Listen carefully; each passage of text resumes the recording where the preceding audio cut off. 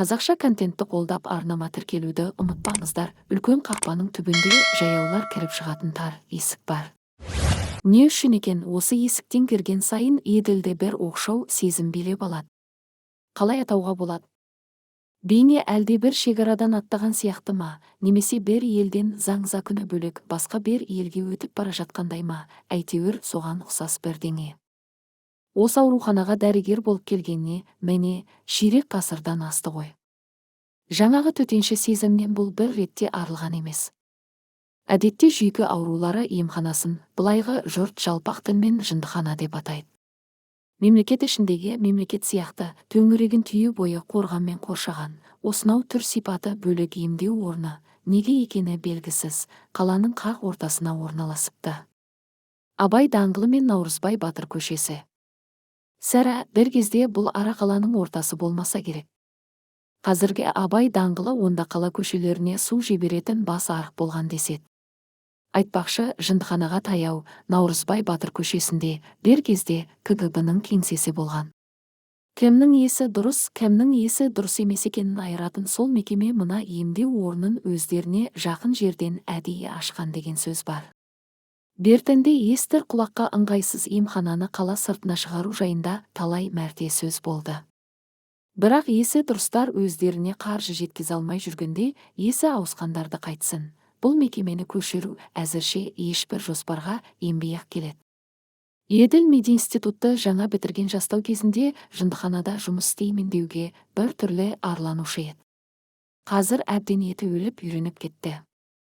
Оның үстіне қызмет орны орталықта, үйіне бір табан жақын, ерінбесе жаяу қатынауға да болады. Тек үйрене алмай жүргені есіктен кірердегі жаңағы бір сезім. Сонан соң ауыр тиетіні биік қорған, темір қақпа, шойын есік, терезе сыртын торлаған білектей бел темірлер. Міне, ол бүгінде есіктен кіріп келе жатып, күндегі үйреншікті сезімді тағы да бастан кешірді. Бұл бейне қаланың қақ ортасындағы Ватиканға бет алған Рим папасы секілді. Мемлекет ішіндегі мемлекет, қоғам ішіндегі қоғам. Бәрінде дені саулар, екіншісінде есі ауысқандар. Кейде осылардың сауы қайсы, ауруы қайсы, ажырата алмай қаласың. Бүгінде сол баяғы көріністер. Мұнда негізінен еркектер жұмыс істейді. Еркек болғанда бір кесіге шамасы еркен келетін атпал азаматтар. Немесе еркекке бергісіз әйелдер. Алса кетсе, анау-мынау жігітіңде алып ұратын адуындар. Психтар мінез көрсетсе болғаны, дереу қолын қайырып, ұзын жеңді кенеп көйлекпен матап тастайтын хас шеберлер. Міне, дәлізде емдеу бөлімінің меңгерушісі Антонина Петровна жолығып қалды. Осылар қай кезде келіп үлгереді? Омыраулы келген, ауыр салмақты алып әйел еденнің ескі тақтайын сықырлата басып келеді екен. Сәлематсыз ба, Еділ Ермекбаевич?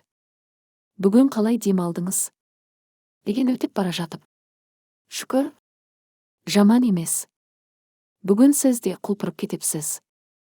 Еділдің бас дәрігердің орынбасары деген өзіне шақ лауазымы бар. Оған қолы жеткені де соңғы 5-6 жылдың төңірегі. Кезінде бас дәрігерліктен де дәмесі болған. Сөйтсе, ондай орынға бұл сияқтыларды алмайды екен. Оған Еділдің гөрі пысықтау, жоғарғы жақпен байланысы бар, саясатпен 4 аяғы бірдей тағаланған.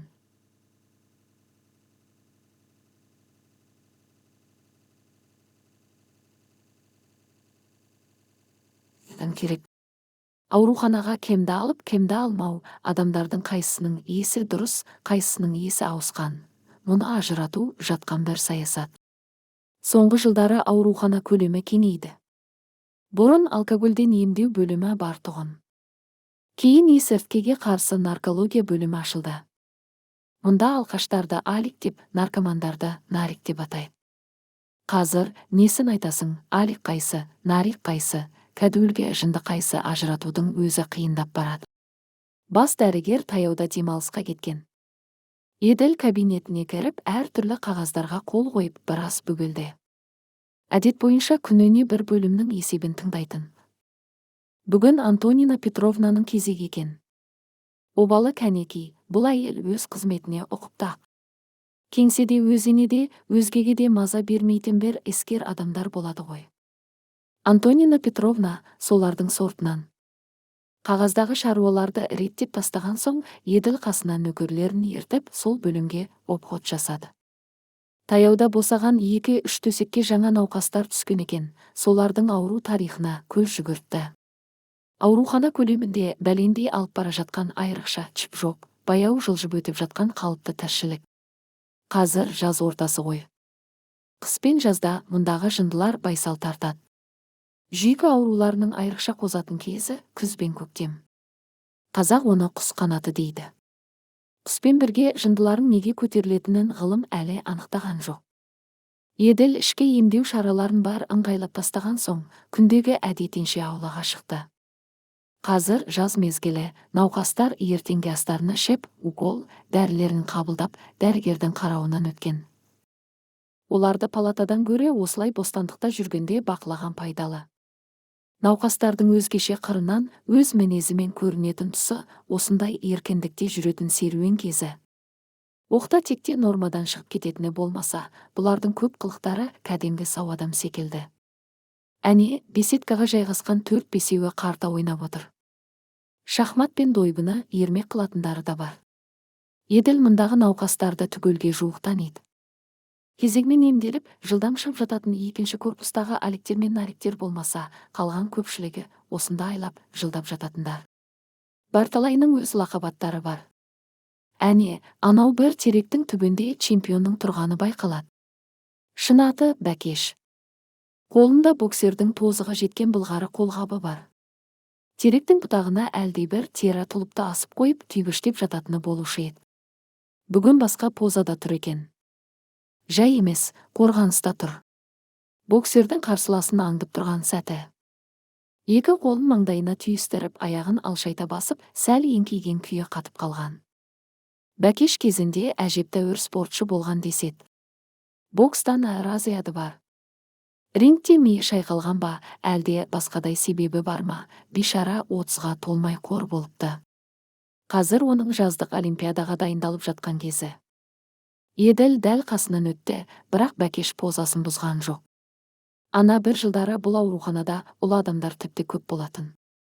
Шетінен Наполеон, Суворов, Жуков болып жүргендері. Қазір солар азайды. Қолбасылардың көбі соғысқа қатысқан майдангерлер еді. Сірі, жаңағы Наполеондар мен Суворовтар жастары жетіп, әр жылдары бұл тірлікпен қоштастырау деймін. Бірақ аурухана ұлылардан қазірде құр емес.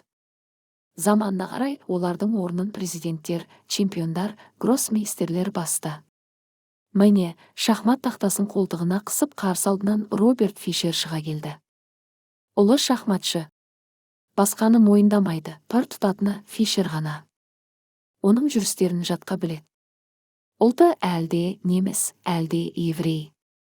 Шахматтан осындағыларды бет қаратпай ұтатын көрінеді. Еділдің қасынан өте беріп, дәрігер мырза, менімен бір партия шахмат ойнауға қалайсыз? Деді бұған бір түрлі қиястана, шалықтай қарап. Бұларға дұрыс жауап қайтармасаң тағы пәле. Тағы бірде ойнармыз. Бүгін уақыт жоқ, деді Еділ жүре жауап беріп. Білем, қорқасыз ғой, Жеңіліп қалам деп қорқасыз. Деді Фишер бет аузы жайыла, ыржалақтай күліп. Құдай жынды қылмасын. Осылар зеріктірмейді, әйтеуір. Адамның ойына келмейтін не бір қызықты ойлап табады ғой. Еділ бас корпусты айналып, теріскей бетке өте бергені сол еді. Құлағына саңқылдаған әлдебір үн естілді. Бір келкі төселген дауыс. Мінберге шыққан шешендей суырыла соғып тұр. Еділ бірден таныды, сөйлеп тұрған президент екен. Бәсе, басқа кем болушы еді. Көлеңкеге 10 шақты жындына иіріп қойып, сөз сөйлеп тұрған кәдімгі айшуақ. Ленинге еліктеп, оң қолын оңды-солды сермеп сөйлейді. Сол қолтығында әбден ақжемі шыққан көнетоз папка. Оның іші толған газет қиындылары, интернеттен көшірілген неше алуан цифрлар мен деректер. Ал өзі обалы нешік қара сөзге ұрып тұр.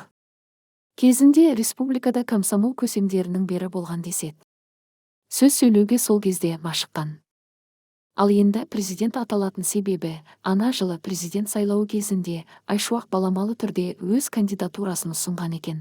оны әлде бір себеппен тіркемей қойыпты. Сәрі, денсаулығынан бір кілтипан тапса керек. Бірақ ол оған қарамай, сайлау науқанын өзінше жүргізе берген. Бүгінгі билікке қарсы әр алуан сөздер айтқан ба? Есі дұрыс адам сөйтеме. Содан қоғам қауіпсіздігі мекемесі Айшуақтың есі ауса бастағанын дер кезінде білгенде осында келіп тұққан. Қазір де оның түп иесі сол мекеме. Анда-санда келіп жағдайын біліп тұрады. Ем-домы, жатын орнына ақылы, ай сайын ақша аударып отырады. Еділ теректің далдасында тұрып Айшуақтың сөзіне бір сәт құлақ түрді. Жындыға не дауа, оның қазірге айтып тұрғаны да естір құлаққа түрпедей тиетін сұмдық нәрселер. Егер мына сөздерді басқа бір жерде Айшуақтан өзге біреу айтса, қолма-қол апарып қамап тастар еді. Амал не, жындыға сот жоқ. Жындыханада бәрін айта беруге болады. Дүниедегі ең демократияшыл орны осы. Бұл шын қоғам емес қой, есі ауысқандар мекені. Қалыпты адамдар тұратын үлкен қаладағы кішкентай арал. Бұл жерден не ақыл сұрайсың? Ал қақпадан ары аттап шықсаң, нұрлы әлем, жарқын болашақ. 50 елдің қатарына қосыламыз деп күресіп жатқан жұрт. Жындымысың деген ғой, мына Айшуақ өмірдің өңін айналдырып басқаша айтып тұр. Біз ауру емеспіз. Ауруға шалдыққан нағыз дертті қоғам сыртта, көшеде дейді ол. Қазақстан жемқорлар жайлаған ел. Қазақ жерінің бар байлығы тақта отырғандар мен солармен жемтіктес шетелдік алпауыттардың қолында деп қолындағы қағаздан неше алуан деректер келтіреді. Сендердің билеуші партия деп жүргендерің партия емес, жіліктің майлы басын ұстап, жең ұшынан жалғасқан жемқорлардың одағы. Бұлардың бір-біріне шаң жуытпай қызғыштай қоритыны содан.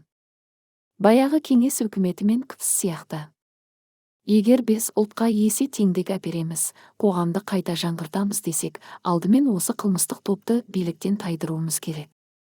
Ал саған керек болса, жындыңыз қалай тастайды аяқты. Есі ауысқан адам қайдағына айтады екен ғой. Бір жақсысы, тыңдап тұрғандар да түгел жынды ғой. Естігенін қолма-қол ұмытып қалады. Мәссаған жындыларың сатыр-сұтыр шапалақ соғып жатыр. Дегенмен Айшуақты бұлай сарнатып қоймау керек. Дәріне молырақ жіберіп, бір уақ ұйықтатып тастаған дұрыс шығар. Дәрігер сол оймен ішке қарай бет алған. Сонау бер оңаша орындықта жас жігіт кітап оқып отыр. Қасына таяғанда таныды, анада сынақтан өтпей қалған Сабыржан ғой. Сол күнгі әңгіме есіне түсіп, Еділ еріксіз күлді. Ауруханаға жарым жыл сайын жоғарғы жақтан комиссия келіп, мұнда көптен ем қабылдап жатқандардың сауыққаны, ел қатарына қосылғаны бар ма деп, соларды сүзгіден өткізетіні бар. Сырқаттардың бәрін емес, әрине, дәрігерлердің таңдап талғап, осы қалай деп ұсынғандарын. Комиссия құрамында министрліктің өкілдері, қалалық басқарманың адамдары, мединститут мамандары болады. Қоғамға басы артық, зиянды элементтер өтіп кетпесін деп, қауіпсіздік департаментінен де кесілер қатысады. Солар тізім бойынша науқастарды бір-бірден шақырып, әр түрлі сұрақтар қояды. Бейне емтихан алып отырған мұғалімдер секілді. Сұраққа сау адамша дұрыс жауап бергендер комиссияның ұйғаруымен бостандыққа шығып жатады. Сұраққа дұрыс жауап бере алмай, оп-оңай жерден сүрініп келесі кезекке қалатындар да аз емес. Биыл мамыр айындағы комиссияға осы Сабыржанда жіберілген. Бұлай қарасаң сап-сау, тәртібі де жақсы, қашан көрсең, иіліп сәлем беріп тұрады. Қанша айтқанмен, сауаты бар жігіт қой, өзі университеттің 3-ші курсынан келіпті. Әлде тұқымдарында жын буған бақсы бар ма екен, бұл да қарап жүріп шатасқан. Бастапқы сұрақтарға Сабыржан байыппен жап-жақсы жауап берді. Мұндайда көбінше тұрмыстағы ұсақ түйектер сұралады ғой. Атың кем? Сабыржан. Фамилияң? Алдоңғаров. Дұрыс-ақ. Ал Сабыржан, сені қазір босатып жіберсек, бірінші кезекте не істер едің? Деді мединституттан келген профессор. Өзі жүйке ауруларының әрі маманы. Комиссия төрағасы да сол кісі болатын. Пойызға билет алам да, бірден ауылға қайтам деді Сабыржан. Дұрыс, өте дұрыс деді профессор разы болып. Мынауың сау адамның сөзі ғой. Ал ауылға барған соң не істейсің? Ауылда қалыңдығым бар. Соған барамын. Мәне, тамаша. Жігіт адам алдымен қалыңдыққа бармай қайда барады? Деді министрліктен келген өкіл. Бірақ сұрақты бұрынғыша профессор қойып отыр. Сонан соң не істейсің? Ауыл сыртында алма бағы бар. Қалыңдығымды сол баққа ертіп барамын. Дұрыс-ақ, нағыз сау адамның сөзі. Иә, сонан соң не істейсіңдер? Екеуміз сүйсеміз. Дұрыс-ақ, логикасы темірдей. Сонан кейін не істейсіңдер? Екеуміз көк шалғынның үстіне жантаямыз. Тамаша. Нормальный адамның сөзі. Деді қалалық басқарманың адамы. Сөзді бөлмеңізші. Иә, содан кейін не істейсіңдер? Қалыңдығымның іш киімін жайлап сыпырып аламын. Ту-ту, бәйге атындай аңқылдап тұр ғой мына жігіт. Деді министрлік өкілі шат-шадыман болып. Әке-ау, сап-сау адамды бүгінгі дейін қалай ұстап келгенсіңдер? Сонан кейін не істейсіңдер?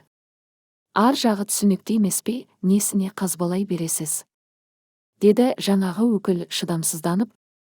Бірақ профессордың мізбағар түрі жоқ, сұраққа жауап берсін деді райынан қайтпай.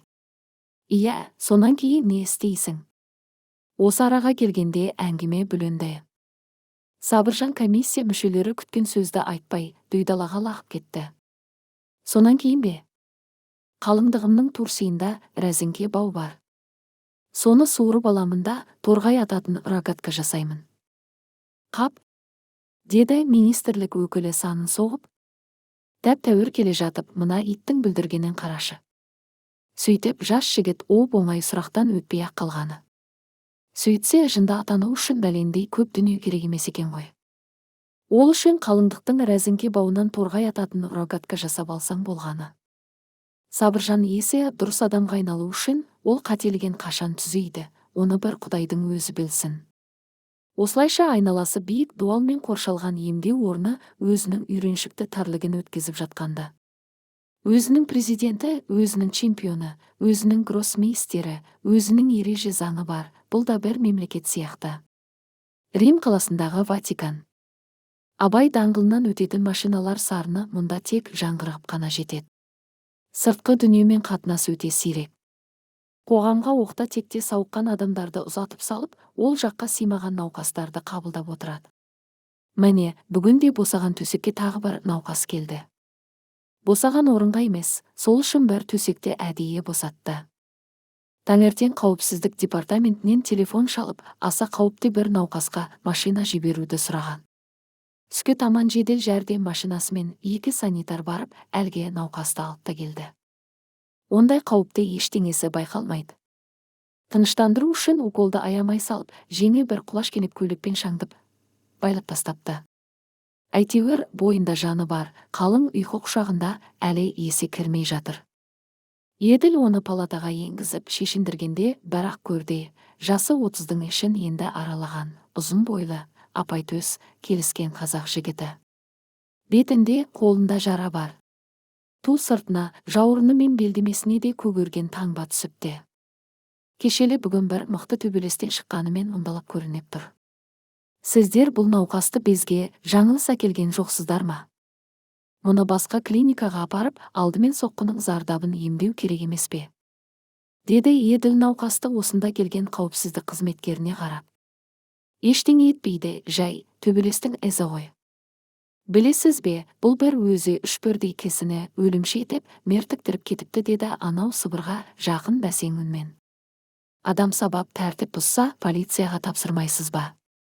Олар біледі. Мұны ұстаған сол полицияның өзі ғой. Құжаттарын солар толтырған деді әлгі жігітіміз бақпай. Онда мұны түрмеге жаппай, безге неге жіберіп отыр? Деді Еділ ештемеге түсінбей. Сізбен оңаша сөйлесуге бола ма? Деді қауіпсіздік сақшысы бұған мәністі көз тастап. Жүріңіз. Еділ оны өз кабинетіне ертіп келді. Мәселе бұлай деді, қай жерде де өздерін еркен сезінетін кім қызметкері. Бұл жігіт Есік қаласына жақын бір ауылда ағайынды, 3 шешенді жалғыз өзі жайратыпты. Ағасының қолын сындырып, ең кішісінің басын жарған. Ал ортаншысын деді изуіне болар болмас күлкі жүгіріп, ортаншысын малша пішіп жіберген. Не дейді? Пішкені қалай? Осы сөздің тура мағынасында. Жыныс мүшесін ұстап ұстағанда, бірақ тартып қоржын бауын үзіп жіберген. Анау есінен танып қалған екен. Дәрігердің көмегімен есін зорға жиды. Қызық екен. Шешендерге бұл сонша неге өшігіп жүр? Бұл шешен дегенде тыныш жүрмейтін халық қой, жаңағы ортаншысы мынаның 13 жасар қызын зорлапты. Онда сауап болған екен, өзіне де сол керек. Деді Еділ өзін ұстай алмай. Бірақ мұныңыз тап-таза сот орындарының ісі ғой. Бұған біздің қандай қатысымыз бар? Сіз әлі де ештеңе түсінген жоқсыз ба дегендей қауіпсіздік өкілі мұның бетіне аңырая қарады. Мұндай оқиғаны дабыра қылуға болмайды. Себебі, халық көтеріліп, ұлтаралық жанжал шығып кетуі мүмкін деді, естілер естілмес, сыбырлай тел қатып. Ал біз болсақ, ұлттар достығы жөнінен дүниеге үлгі шашып отырған елміз. Дін еркіндігімен ұлттардың татулығы ғой, қазір біздің бетке ұстап отырғанымыз. Сол үшін біздің басшыларға халықаралық сыйлық берілетін көрінеді. Қалай еді, әлге? Швеция академиясы беретін сыйлық ше? Нобель сыйлығын айтасыз ба? Иә, солай ау деймін. Сол сыйлық қалтаға түскенше, біздің елде ұлтаралық жанжал түгелі тырс еткен дыбыс шықпауы керек. Ал есіктегі оқиға жай есі ауысқан адамдардың есі болып танылуға тиіс. Енді түсінікті ме? Түсінікті деді Еділ мұңая күрсініп. Өзіне жабылған 3 адамды бірдей жайратып салуына қарағанда аса қарулы жігіт болдау, шамасы. Самбодан спорт мастері ғой. Жоғары білімді мұғалім. Мектепте спорттан сабақ береді екен. Есіл азаматтың қор болған жерін қарашы дегенді тез ойлап өтті, іштей егілген Еділ. Ал сонда біз не істеуіміз керек? Ештеңе де істемейсіз. Сіз бұл адамды жүйке ауруына шалдығып, есі ауысқан науқас ретінде кемінде бірер жыл ұстап отырсаңыз болғаны. Қандай дәрілер беруді сізге үйрететін мен емес. Жазылып та кетпесін, өліп те қалмасын.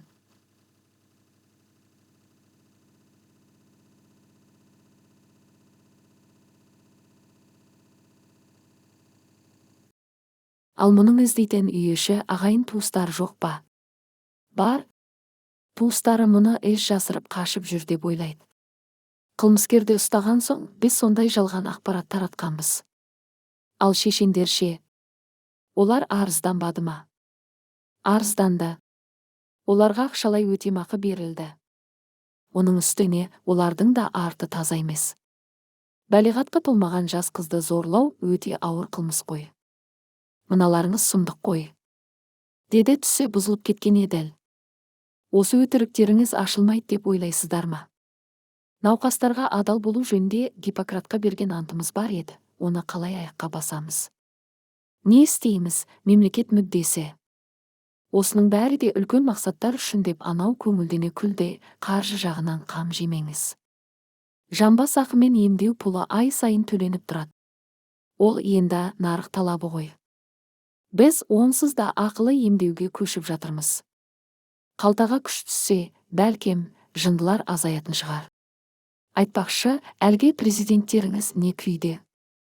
Деді жоғарыдан келген өкіл Айшуақты еске алып. Ол да біздің есепте ғой. Ақшасы келіп тұра ма? Ол кесілеріңіз де жүріп жатыр. Күні бойы сөйлеуден бір жалықпайды. Оның сайлау алды платформасы әлі аяқталған жоқ. Мейлі, жындылардың құлағын аяйсыз ба? Сөйлей берсін. Осында оны сол үшін әкелген жоқпыз ба? Соны айтып ол қоштаса бастады. Еділ науқас жігітпен ол есін жиған соң ертеңде танысты. Аты Қазыбек екен. Ақыл есі түзу, қалыпты адам. Жай қалыпты ғана емес, өз елі, өз жері үшін күйінетін саналы, жігерлі жігіт. Еділ кеше қауіпсіздік өкілінің аузынан Қазыбектің төтенше қылығын естіп, сырттай сүйінгені барды. Өзімен сөйлесе келе тез танысып, шүйіркелесіп кетті. Қазыбек өзінің мұнда не үшін келгенін жақсы біліп отыр. Бірден сотқа тапсырмай, мені мұнда аяғандықтан әкелген жоқ. Бәрі шешендердің қамы. Шешендерді соттамаудың ең тиімді жолы осы болды деген бір сөзінде. Құпиялықты сақтау үшін Қазыбекке жеке палата берілгенде. Бұл екеуінің ертеңді кеш оңаша сөйлесуіне өте тиімді болды. Сора арылмаған не деген бақытсыз халықпыз, дейді Қазыбек күйініп. Тәуелсіздіктен кейін бүйтіп келімсектердің табанына түсеміз деп кім ойлаған? Сенесіз бе, ауылдағы 150 түтін қазақты ағайынды 3 шешен бағындырып тұрды ғой. Ресейден қашып келген бұзақылар бізге келсе, әулие. Ауыл әкімі, полиция, бәрі соларды қорғаштайды. Ақша соларда, өңі түзу әйел солардыкі. Мен бармын, тірәмін. Өте сенімді жерде жатырмын. Жағдайым жақсы. Мені әзірше іздемеңдер. Қазыбек депті. Сыртында әйелі қызмет істейтін мектептің мекен-жайы. Еділ бұл өтінішті амал жоқ орындады. Алматыдан Есікке дейін 1 сағаттық жол екен. Мектепте де Қазыбектің әйелі орын күлді де оңай тапты. Сұлуша келген Аққұба келіншек мұның бетіне әлдей бір үмітпен жапақтап қарай берген. Егер сіз сыр беріп, жыламайтын. Аллай, Қазыбектен келген жоқсыз ба? Аман ба, әйтеуір? Деді әйел қолды аяққа тұрмай.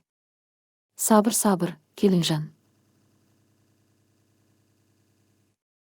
Алдымен мына хатты оқыңыз деп тілдей қағазды қолына қыстырды. Аллай, бар екен ғой, мынау соның жазуы, деді келіншек қағазға лезде көз жүгіртеп. Тәубе, ризамын Құдайға. Арысым әлі тірі екен ғой. Ал сіз қашан көресіз оны? Сәлем айтыңыз. Біз тегіс аманбыз. Алда байғұсай күйеуін шын сүйедіген ал. Деді Еділ былай шыға беріп. Көрген білгенін Қазыбекке айнытпай айтып келді. Арада тағы 1 апта өткенде Қазыбек 3 бет қағазға жазылған көлемде хат ұсынды. Осындағы бейтарап газеттердің бәріне жазыпты. Жазуы әдемі екен, маржандай. Еділ тез көз жүгіртіп оқып шықты. Қазыбек бастан кешкен оқиғаларды баяндап келіпті де, мен жынды емеспін, есім дұрыс, денем сау. Қолмен істегенімді мойынмен көтеруге әзірмін. Бұлайша зорлықпен жынды атанып, атсыз аяқсыз қапасқа қамалғанша, әділ соттың үкімін естігенім 1000 артық депті. Дәрігер хатты оқып болдау деген шамада, Қазыбек мұның бетіне жымия бір қарады да, әдеке, не істейсіз, әлге 1 теңге беріп жырлатып, 1000 теңге беріп қойғыза алмапты дегеннің кері келді. Сұрап алған сырқаттың емі табылмас дегенде сөз бар. Сый қылсаң сыпыра қыл. Ер мойнында қылы арқан шәрімес деген сөз бар. Сізбен біз кейін бір ақ есептесерміз. Соңғы өтінішім, осы хатты газет редакциясына апарып беріңіз. Деді. Еділ біраз ойланып отырды. Хатты апару қиын болмас. Бірақ өзің әбден ойландың ба? Деді оның бетіне қарап. Соңынан өкініп қалып жүрмейсің бе? Жоқ, әдеке, өкініш болмайды. Он ойланып 100 толғанған нәрсе ғой. Туғаннан өтірікке қаным қас еді. Жалған жынды болып қалай бұғып жатам? Ертең бала-шағамның бетіне қалай қараймын?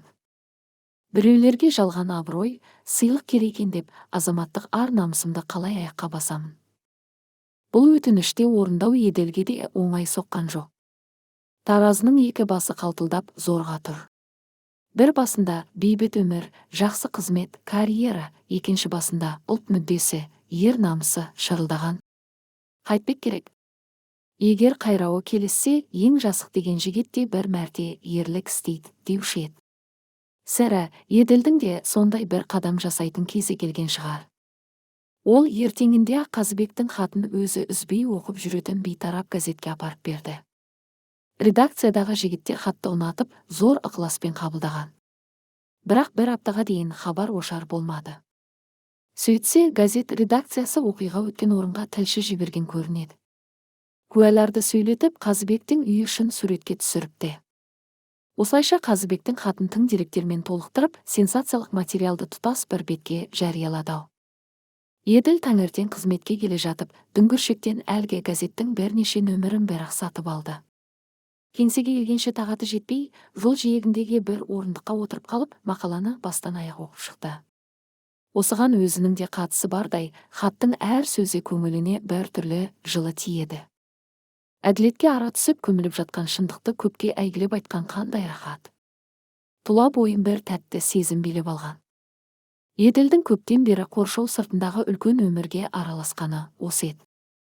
Алдымен қоғамдағы дертті сауықтырмай тұрып, қоршаудың ішіне ем қонбайтынын ол енді айқын сезіне бастаған. Қазақша контентті қолдап, арнама тіркелуді ұмытпаңыздар, және де менің каналыма кірген кезде осы жерде плейлисті деген бөлім бар. Осы плейлисті бөлімінен өздеріңізге керекті видеоларды, пайдалы кеңестерді, аудио кітаптарды, және де қазақша әңгімелер, және де жаңадан шыққан әңгімелерді тыңдай аласыздар. Арнама тіркелуді ұмытпаңыздар. 70 000 оқырман бар екен, 100 000 оқырманға жету үшін бар болғаны 30 000 оқырман қажет. Сондықтан давайте бәріміз арнама тіркелуді ұмытпайық.